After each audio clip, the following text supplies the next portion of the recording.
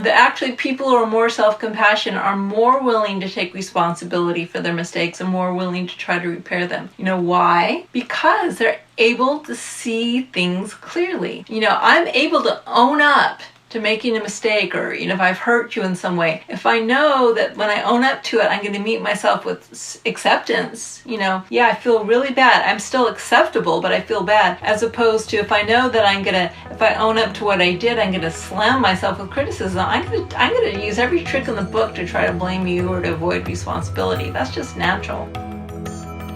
Namaste. You're listening to the Savannah Podcast. Join us on an exploration of Eastern spirituality, yoga philosophy, and conscious living for the new age. This podcast is a production of SavannahSpirit.com, the best place to shop for unique clothing, spiritual handcrafted jewelry, healing gemstones, and fair trade gifts from the Far East.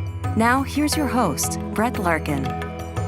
Greetings, everyone. Welcome to the Savannah Podcast. As always, we've got a really great guest in store for you today. Before we dive in, I want to remind you to head on over to savannahspirit.com/contest to enter each and every week for the chance to win an $100 gift card for the Savannah Spirit store.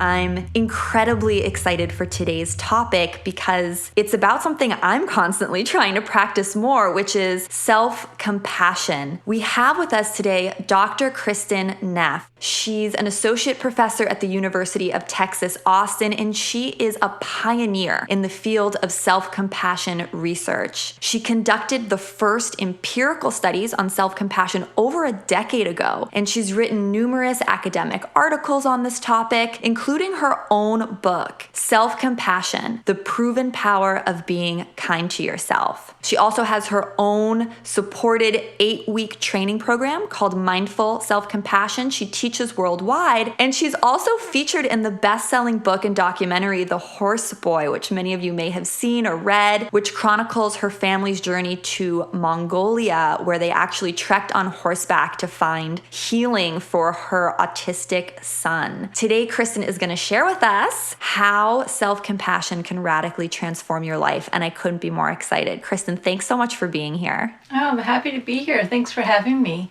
So the first question I wanted to ask you was, what brought you to this work? What got you so passionate about self-compassion to begin with? Because I know in the yoga community, we talk all the time about self-love and gratitude, and all these words kind of get tossed around, but you've really committed yourself to this idea of self-compassion, which I'm going to ask you to define for us later. But how did this journey begin for you? Well, it was really a personal journey. I mean, the bottom line was my life was a mess. I'd just gotten out of a divorce. It was very messy. I was feeling a lot of shame. I was finishing up my PhD at UC Berkeley and was under a lot of stress. So, basically I thought, well, what can I do to help with my stress? I'd heard meditation was good for stress, so I went to the local meditation group that was just down the street from me. And to my great surprise, the woman leading the group talked about the importance of self-compassion, about, how if you're kind and supportive with yourself, especially in times of struggle, that you can really, help yourself and actually learn to thrive. And I thought, well, this is a time of struggle for me. I'll give it a try. I'll give anything a try. So I started really treating myself like a good friend, watching the language I use with myself, trying to be warm, kind, and I was just amazed at the difference it made almost immediately. So I continued to practice self-compassion, and then when I finally got a job at UT Austin, I realized that no one had studied it before, even though it had actually been talked about, as you say, in yoga and meditation circles. So I just decided to start to study it, and then kind of history is from there. So you were already doing a PhD in psychology. Yes, exactly. And then you narrowed that down to get really interested in this specifically. Yes, and my PhD was just more generally in developmental psychology, but once I started getting interested in Buddhism, I started getting interested in self-concept. So I did 2 years of postdoctoral study with one of the country's leading self-concept development researchers, and it was while I was with her that I started seeing all the problems of self-esteem. Psychology was really going through a period of falling out of love with self-esteem as the way to think about, healthy ways of relating to yourself. And that's really what drew the connection for me. I thought self-compassion is such a better way to relate to yourself than self-esteem, because it doesn't require, you judging yourself positively. You just have to be kind to yourself. So that's kind of the whole story of how I came to self-compassion as a construct that I thought could be researched, like self-esteem. So I'd love for you to define self-compassion for us in your terms, because I know you have very specific things that you say self-compassion is and specific things that you say it is not. So tell us about that. Right, yeah. And so, my definition of self-compassion is, not everyone shares it, but it's kind of generally used in the field. So basically, I came up with the idea of, well, what is self-compassion? I just read a lot of books on compassion in general, a lot of books from, meditation books, etc. And I realized that, well, there's the most obvious element of self-compassion, which is being kind to yourself, supportive, protective, as opposed to being harshly judgmental. And I think people can kind of agree that, yeah, it means being kind to yourself as opposed to beating yourself up. But I realized that I needed some other elements. For instance, what's the difference between self-compassion and self-pity? Self-pity is not fun. Self-compassion is very different. What is the difference? I realized that with self-compassion, it means that there's a sense of common humanity in terms of how we relate to our own suffering or our own flaws and inadequacies. Instead of being self-focused, poor me, it basically has a broader perspective and says, wait a second, imperfection is part of the shared human experience. No one is perfect and no one leads a perfect life. So self-compassion, the part of it that's compassion, which is kind of to suffer with, the meaning of the word compassion, calm is with, passion is suffer. The idea is you have to frame your experience in light of the shared human experience, so that it's not self-pity. And then I also realized, because I was, doing meditation at the time, that self-compassion required mindfulness. Again, with self-pity, often people are lost in the dramatic storyline. Woe is me, this is so terrible. They kind of exaggerate how bad things are. Mindfulness is kind of just a clear seeing of things as they are. So in order to have self-compassion, you need to be mindful of your suffering. In other words, instead of being lost and ruminating on how bad things are, you need to step outside yourself and just kind of say, wow, okay, you failed, you made a mistake, or, you're suffering in some way. It's not the end of the world, but it is happening. How do we relate to this with kindness? So from my point of view, I define self-compassion as being kind as opposed to judgmental, feeling a sense of common humanity as opposed to feeling isolated, poor me, and also being mindful of your imperfections as opposed to what I call over-identifying with what's happening, or you might say being overly dramatic or running away with the storyline of what's happening. So from my point of view, if all three elements aren't there, it may look like self-compassion, but it actually may be more something like self-pity, which actually isn't so helpful. That's interesting. So you're saying actually all these three things need to be present in order for true self-compassion to occur. And I'm going to go over them again just so our listeners really get them, because I think this is critical. So please correct me as I go. But number one was self-kindness instead of self-judgment. So we're not judging ourselves. Number two is common humanity, not isolation. So, and number three was being mindful instead of being overly dramatic or overly identifying with our thoughts. Okay, so tell me a little bit more about number two, because I think this is really interesting, this common humanity concept, because we're talking about self-compassion, which is clearly like, I'm focused on me, myself, but here we're saying, well, actually, even though it's self-compassion, you want to also be maybe identifying or thinking about everyone who's perhaps struggling with this same thing that you are, tapping into this sense of something greater than yourself. Is that what you mean by that? Yeah, and that it's really crucial because, if you think about it, like self-criticism is incredibly self-focused. All you can think about is, poor me, I'm so horrible. Self-compassion, it really just broadens your perspective and says, part of the human experience means making mistakes. That's what we say. It's human to make mistakes, right? But really remembering, okay, this is part of the human experience. Often what happens when people, let's say they fail or make a mistake or something is very difficult in their life, they think something has gone wrong. As if, this isn't the plan I signed up for. Something is wrong, something is abnormal. And that sense of abnormality actually creates a strong sense of isolation, as if I'm the only one in the world who messed up or made a mistake or who's suffering in this way. And that's really a misperception. So with self-compassion, you remember, well, wait a second, this is the sign we all signed up for, the plan we signed up for as humans. This is what it means to be human. Nothing's wrong with what's happening. This is just part and parcel of living a human life. And what that does is it gives a lot more kind of balance and equanimity in the face of failure or, feelings of inadequacy or struggle, which is really one of the reasons why self-compassion is such a positive mind state. If you just go into the poor me, pity thing, feeling isolated, it's actually not very healthy. So that's, from my point of view, it's really crucial to have this sense of common humanity.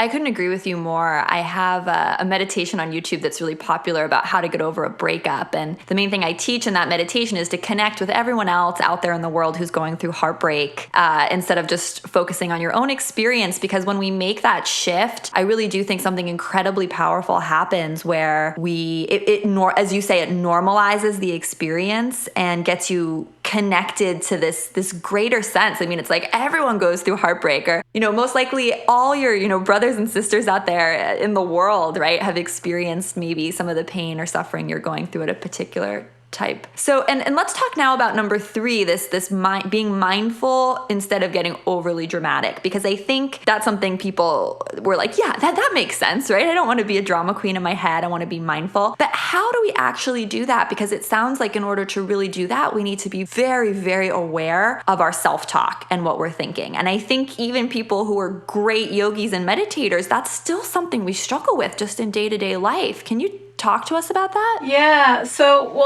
mindfulness from my point of view really is key to self-compassion. And in fact, if you aren't mindful at all, I don't really think you can be self-compassionate. And in fact, one of the things we know is that people who practice mindfulness, one of the benefits they get is they learn to be more self-compassionate. So I like to think of mindfulness. It's funny, I was teaching something with Brene Brown, and she hates the word mindfulness. And she said, can we just call it courageous presence? Yes, that's great. That's brilliant.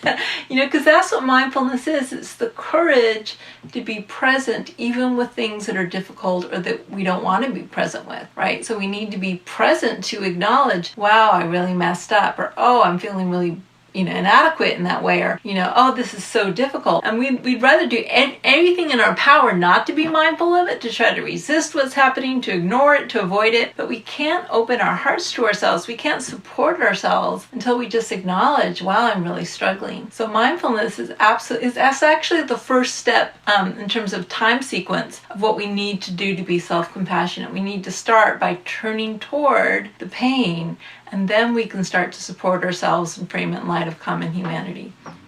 I love what you just said and what you said Brene Brown said about mindfulness, because on my own podcast as well, I have a whole rant where it's just such a kind of buzzword now, and I don't think anyone really fully gets what it means. And I love when you just say courageous presence, because I'm like, boom, I'm there. And it means, like you said, taking that first step of assessing the situation and kind of looking at your pain. And I think so many of us have been programmed from our youngest years and impulses to run away from pain or run away from discomfort. Yeah, and it's not just that we're programmed, it's this part of our biological nature. I mean, even an amoeba moves away from a toxin in a petri dish, right? So resistance and avoidance is all biological organisms. This is our primary line of defense. So in a way, that's why mindfulness is difficult, because our biology is screaming, fight, flight, or freeze, and we have to say, no, wait a second, I'm going to override that impulse, and I'm going to be present with this perceived danger, because anything that's negative from the body's point of view is perceived as a danger. And that's the real power of mindfulness, is being able to override those impulses, override the resistance, which, it's so funny, like my son, he hates self-compassion because he doesn't want to accept the pain. He's like, no, Mom, I don't want to accept the pain. He's so honest about it. I'm like, okay, well, go for it. See how far it gets you. I mean, I would be totally up for resistance instance, if it worked, the whole problem is it doesn't. It just makes things worse. In a way, we have no choice but to be mindful, because it's like, well, that's reality, right? So we can bang our head against the wall of reality, we can give ourselves a headache, or we can say, okay,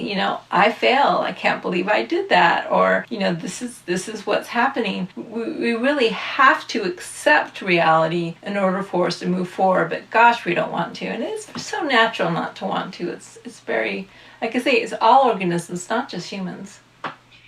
I love that you're saying this, because I think a lot of listeners, and even myself at times, I think, oh, well, mindfulness is something that should come naturally. And what you're saying here is actually, no, not at all. It takes tremendous bravery, courage, strength, and we're actually programmed to sort of do the opposite. What tips do you give either clients you're working with or in your courses on how to kind of look pain in the face and take that courageous step? Is it through taking a deep breath, or? Yeah, so there's a lot of techniques. One very helpful technique is just labeling what's happening. I am so angry. I am so afraid. I'm feeling so worthless. It's so funny just because, the human brain is designed basically to run away with problems. That's just the way the structure is. It helped us evolve. But, the human brain, especially more laterally, we've got this really highly developed prefrontal cortex, which allows us to perspective take and look at our experience as if we were looking at it from the outside. So they know, for instance, that when you're angry, just saying, I am so angry right now, actually calms down amygdala reactivity. So that's very easy, just taking an outsider's perspective, labeling what's happening, describing what's happening. You can do things like just find the sensation in your body. So again, you're relating to what's happening from, instead of being lost in it, you're kind of taking a slightly outsider's perspective. Like, oh, that's gripping in my stomach, or tightness, and that can help you stay present with it. Breathing, there's lots of well-developed mindfulness techniques. Luckily, like I say, in the program I developed with my colleague Chris Germer, Mindful Self-Compassion, we ride on the coattails of all these very well-established techniques for developing mindfulness, and then we add in the self-compassion on top. So luckily, it's a pretty well-developed field, and the skills are, like I say, they're unnatural. They really are unnatural. But on the other hand, they aren't rocket science, right? It's just being aware of what's happening as it's happening. It's actually not that difficult. It's just not. We just have to put an intentional effort in. So you hinted for us at this chronology of things that sort of have to happen in a certain order in order for self-compassion to happen. So this first step, whether we're calling it mindfulness or courageous presence, which I personally like way more, is sort of step number 1. Do you want to walk us through the next few steps in this process? Yeah, I would say that in terms of the kindness or the common humanity, that one doesn't seem, from my experience, I've taught thousands and thousands of people, doesn't seem to necessarily have to have a particular order. It's kind of what's most available to you. But I think oftentimes, for instance, I teach people one very, very easy way to access self-compassion is to think, well, what would I say to a friend who had this exact same situation happen? Because we have a lot of experience being kind and supportive to friends. So it can be easy for people to think, well, what would I say to a friend? And then the kindness comes. And again, usually with our friends, we kind of instinctively see, hey, this happens to everyone. It's only human. Don't beat yourself up. So, I think all that kind of flows naturally the second we start treating ourselves the way we treat our friends. So again, that's the funny thing. It's not instinctual, but it's also not rocket science, because we have a whole lifetime knowing how to be warm, kind, and supportive to the people we care about. The trick is just to start doing this, practicing the skill with ourselves.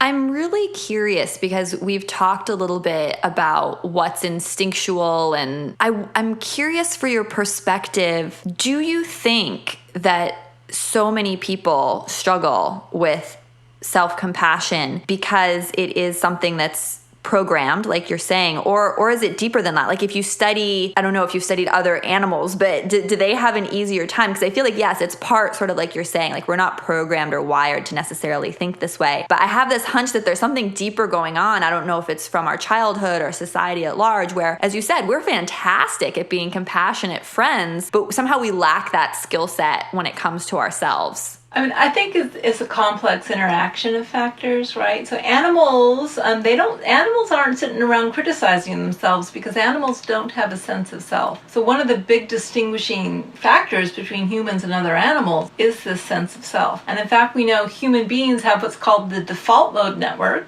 that evolved, thousands of years ago.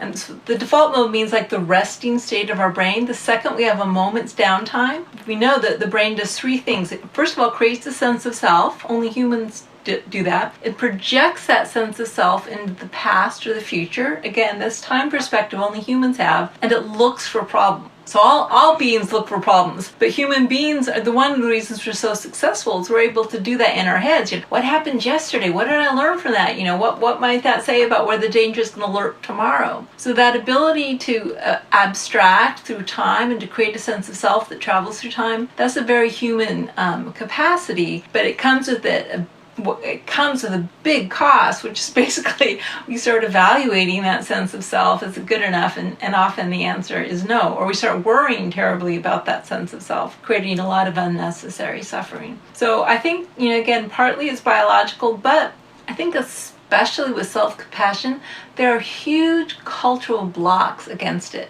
Right? You aren't raised thinking compassion's a bad thing. Everyone, there's a little disagreement, but most people think compassion's a pretty good thing.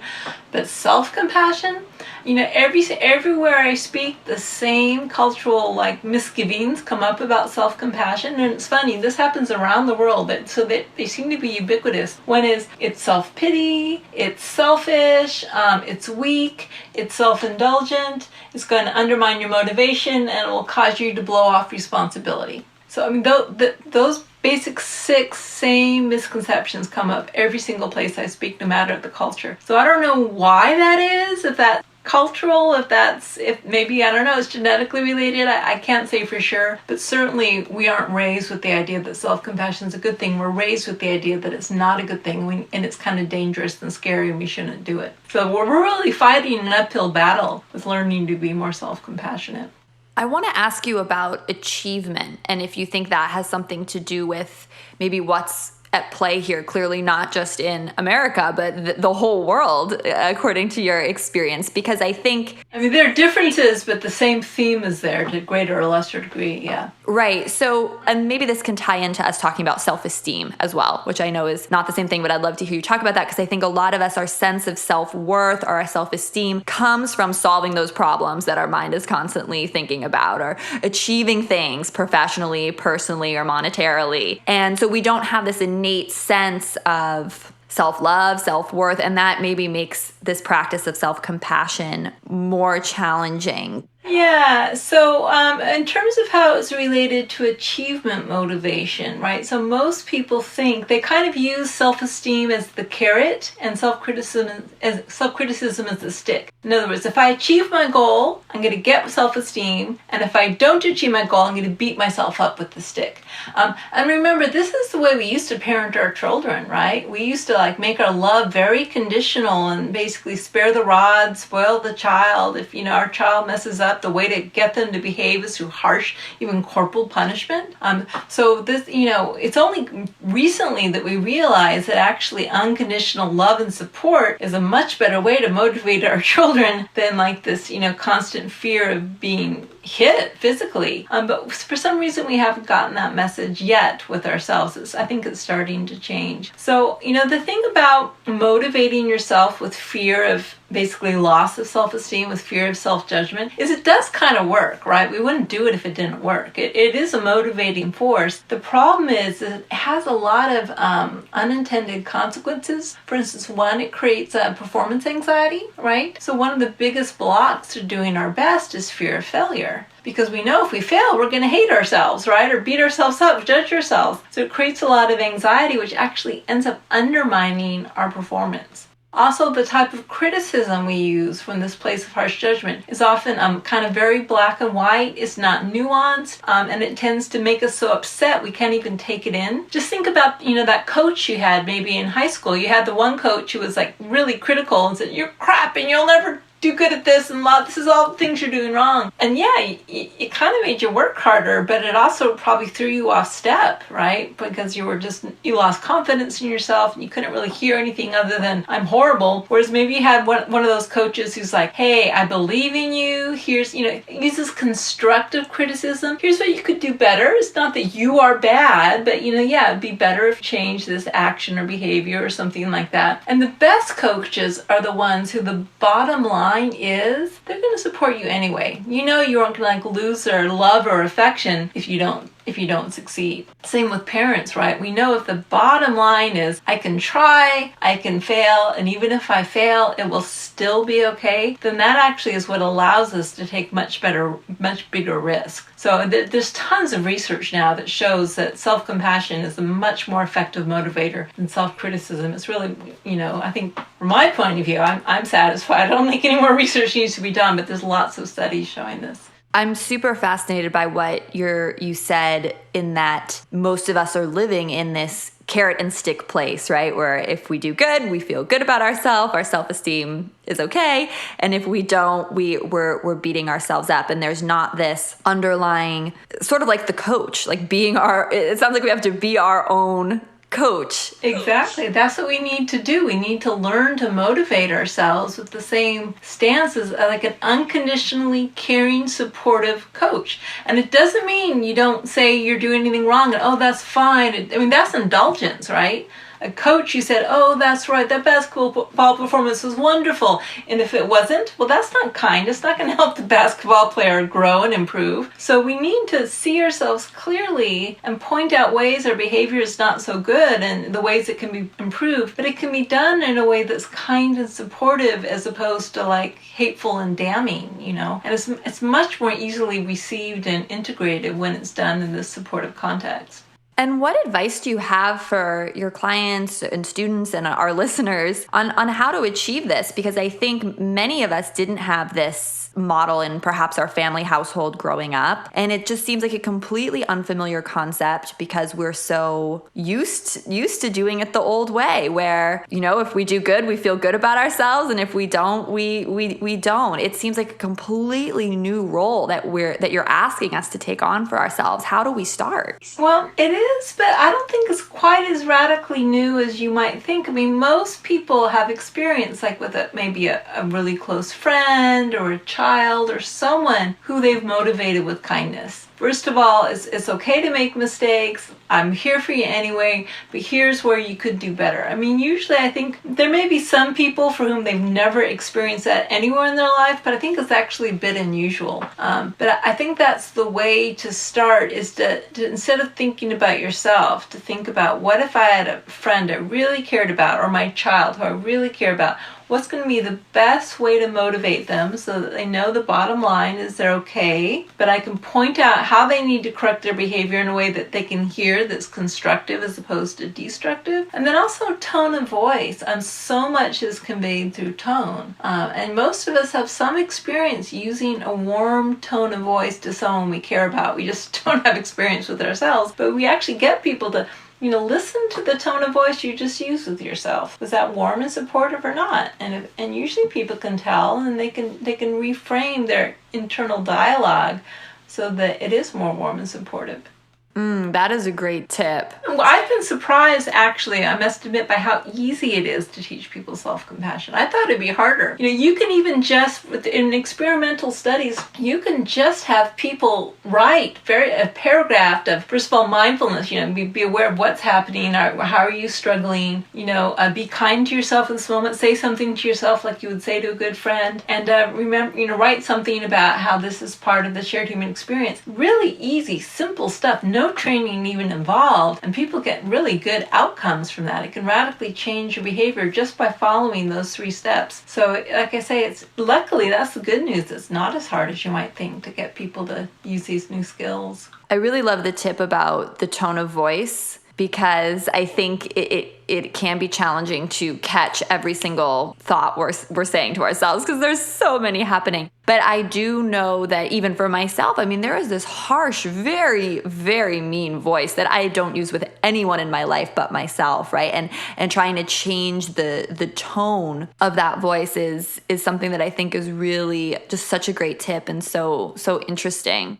Yeah, and what can also help, and it also helps change the tone of the voice, is some sort of physical gesture of warmth and support. So putting your hand on your heart or on your stomach or holding your own hand or something. Because we are mammals, right? And we know that two universal triggers of the compassion response is tone of voice and a physical gesture of warmth. So if you do something like put your hand on your heart or stomach, or like I say, anything that works for you, people are different in terms of what works. But it actually changes the physiology, and we don't have all the dots connected, but there's some indication that what's happening is you start releasing oxytocin and opiates. You activate the parasympathetic nervous system when you use physical touch on yourself, and that helps you actually respond in this kind of way. That's such a great tip. And I think, as someone who comes from a yoga background and strong physical practice, it makes so much sense, and that's something very easy to practice. And it's not just humans. Think about like a puppy or a kitten. They also have the same triggers. Warmth, they like to cuddle, and they think of those kind of soft mewing noises they make. This is something that's part of our mammalian heritage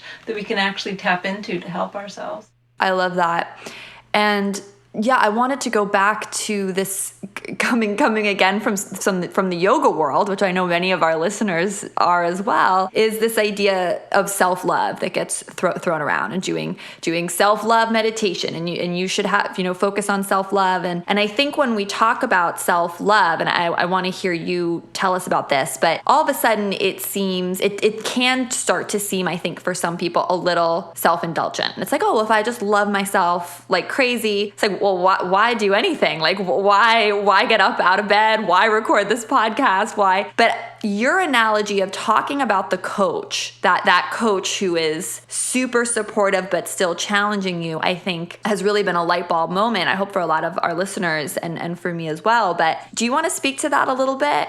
Yeah, I mean, I tend to avoid the term self-love. I mean, love, of course, is part of it. I think that's where the kindness comes from. But the problem with self-love is it can also be confused with narcissism, right? And so that's when you think you're better than other people, and you just think you're wonderful, and you don't see any of your flaws, and you kind of sugarcoat the reality of your behavior. And that's actually not helpful to anyone. I mean, if you've ever dated a narcissist, you know the problems associated with that, right? So that's why, again, there's nothing wrong with the term, but it can be confusing. The thing about self-compassion is compassion built into the word is suffering, right? That's what it means, to suffer with. And so when we talk about self-compassion, it automatically talks about the fact that, and by the way, there are analogies that maybe apply not to suffering, but self-compassion in particular is always aimed at pain and suffering.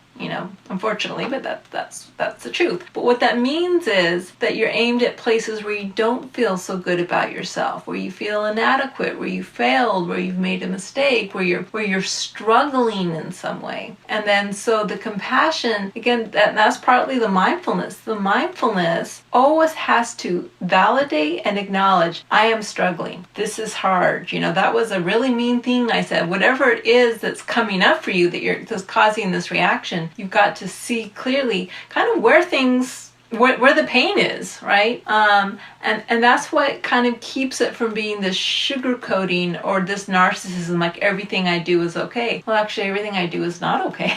And we need to be able to see that in order to really be kind to ourselves in terms of helping us grow and change for the better.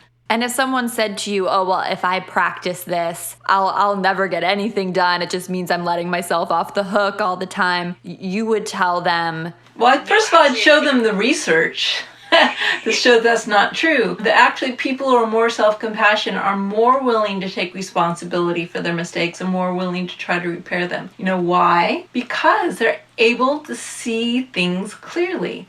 I'm able to own up to making a mistake, or, if I've hurt you in some way. If I know that when I own up to it, I'm going to meet myself with acceptance, yeah, I feel really bad. I'm still acceptable, but I feel bad. As opposed to if I know that if I own up to what I did, I'm going to slam myself with criticism. I'm going to use every trick in the book to try to blame you or to avoid responsibility. That's just natural, right? So again, being kind and supportive to yourself means wanting what's best for yourself, wanting what's healthiest for yourself, and avoiding responsibility is not good or healthy for you. It's just going to lead to lots of problems in your life.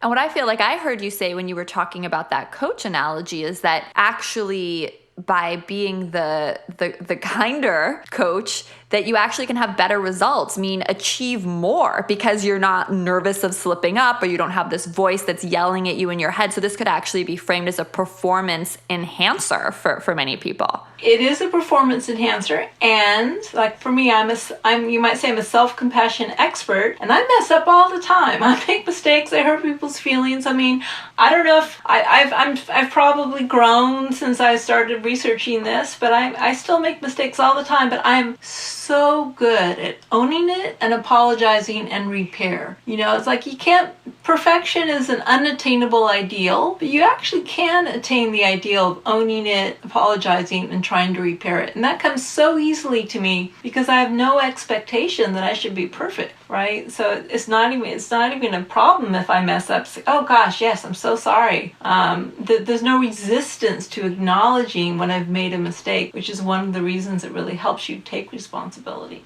Would you say then that people who are practicing this are actually more confident? Yes, actually we've got research to support that. It does increase confidence. Well, it makes sense, right? Because one of the things with self-compassion, if you kind of see yourself clearly, then, it's not that I'm a bad person or I'm incapable because I failed that exam. It's okay, in this particular situation, it's much more situation-based. In this situation, I failed the math exam, but it doesn't mean I'm stupid, right? So it can be more contextually specific. It can be more exact. It doesn't generalize to global evaluations of good versus bad the way self-esteem tends to. So if people are more self-confident, because basically it means you got your own back, and when you have your own back, it's going to give you more confidence to try your best and succeed. It also seems like you're maybe just more firmly grounded in reality, and as you keep saying, seeing things clearly instead of making yourself out to be like this devil, terrible person if you do something wrong, and oh my gosh, you're amazing if you do something right. You actually have this much clearer perspective of yourself when you look in the mirror. Much more nuance, which is true, and that actually is really good for helping growth and change, when you can see clearly where you're getting it right and where you're getting it wrong, and that it's okay to get things wrong. It's not the end of the world, so you can see it clearly and you can work more specifically on changing those behaviors that aren't so helpful. It just makes a lot of sense from my point of view anyway. So for people who are listening at home and really feeling connected with this concept and saying, okay, I embrace this, what's the best place for them to start? Yeah, well, so one really easy place to start is my website, selfcompassion.org. I've really tried to make it, an easy, free resource for people. So you can listen to little MP3s of practices I lead. You can take the self-compassion test to see how self-compassionate you are. You can read tons of research articles. You can listen to download meditations. So it might be a really good place to start. And then the other place is the Center for MSC.org, which is the nonprofit foundation for, the program we've developed, Mindful Self-Compassion. And you might even be able to find someone in your local area teaching the course if you wanted to go further. Wonderful. And is there any last sort of tidbits or personal stories that you want to share with us? I know you're a mom, and I'm sure you're practicing a lot of this in your day-to-day life with yourself, but it sounds like it's something you're also actively trying to teach your son. And I'm sure some of the parents listening might be curious about that. Yes. So one of the things I've been really interested in lately is the role of self-compassion for caregivers, right? I'm actually doing a research study looking looking at, nurses and doctors to see if it helps burnout. And one of the reasons that self-compassion, self-care is so important for people who care for others is because basically, we know that burnout's a big problem for whether it's parents, whether or not it's a special needs kid. You can burn out from being a parent, or whether you're a teacher or a professional caregiver, you can burn out because it's like you're just giving and not recharging your own batteries. Now, the people often say, well, you should practice self-care, do yoga, eat well, take a rest, see your friends. The whole problem with that, though, is that it all happens off the job. I mean, there's no downside. I think the more self-care, the better. But it all happens off the job. So we need a practice that we can do in the moment of suffering, basically related to caregiving. So when your kid's throwing a tantrum in the store, or you're caring for your elderly parent who has Alzheimer's, and you're just you're dying inside because you see your parent change so much, or whatever it is, you need to practice self-compassion in the moment. And that's what I did with my son, who's autistic. He would throw these horrible tantrums in public, and I would actually put most of my energy in the moment on, telling myself, this is so hard for you right now, darling, I'm here for you, it's going to be okay, I would just say any supportive thing I could to myself in the moment.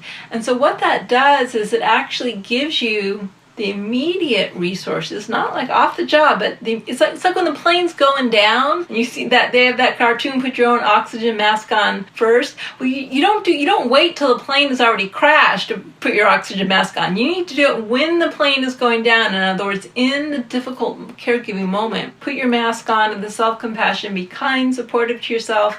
You kind of rest in you might say the love, holding the pain of the situation. And the really amazing thing about this is we know that human beings naturally read each other's emotions. We have this ability for empathetic resonance. So you pick up on the emotions of the person you're caring for. So if they're in pain, you're actually feeling some of that pain empathetically. But they pick up on your emotions as well. So if you're a parent or a caregiver and you're giving yourself compassion for the pain of caregiving, the person you're caring for is actually picking up on your compassionate state of mind. So not only does it help them by you having more resources to give, it actually helps them directly. Like my son, I saw this all the time. He would actually calm down the moment I started giving myself compassion because he was feeding off my kind of internal balance as opposed to my internal frustration. So I suppose any parents or caregivers or anyone who's caring for maybe a friend who's talking about a relationship breakup, the more you can give yourself compassion for the pain of having to be there for someone else, the more you actually help them both directly and indirectly. It's really quite amazing. That really is amazing because I think so many of us, when we're in that caregiver situation, we are just thinking that all of our energy and thought should be output towards helping them. And what you're saying is actually by using those difficult situations and moments as an opportunity to practice self-compassion ourselves. It's like we're leading by example and helping ourselves and then helping them. Exactly, yes. And it also puts you in the more balanced state of mind so you can listen more and take more in and all that as well. I think that's such a great tip. Kristin, thank you so much for speaking with us. I know I've learned so much, and I'm sure our listeners have as well. I know you mentioned a few resources earlier, but what's the best URL or place for people to go to just stay connected or learn more about you? Selfcompassion.org. If you just Google self-compassion, it comes up. And then from my website, you can find a link to the Center for Mindful Self-Compassion website as well. So just Google self-compassion, you'll find me. That's a great place to start, I think. Easy. Wonderful. Kristin, thank you so much for coming on the show, and I hope our paths cross soon. Namaste. Hi everyone, Brett here with an announcement. We are starting a weekly contest giveaway over at Savannah Spirit. If you'd like to enter the contest to win one of our weekly prizes, go to savannahspirit.com/contest. If you enjoyed listening to the podcast today, would really appreciate it if you went over to iTunes and left us a review. Leave us some comments. We love your feedback, and share this podcast with anyone who you think might also enjoy it. I also wanted to invite you to go check out Savannah East, which is the name of our blog, and also the name of our Facebook group, where you can ask questions, see who's coming on the show, and share your ideas. We will post the most recent episodes there, as well as interesting articles relating to our guests and topics on the shows. Again, thank you so much for listening, and from my heart to yours, namaste. You've been listening to the Savannah Podcast. To find out more about Savannah, go to savannahspirit.com or follow Savannah on Facebook at facebook.com/Savannah Spirit. For daily inspiration, check out our blog at savannaeast.com.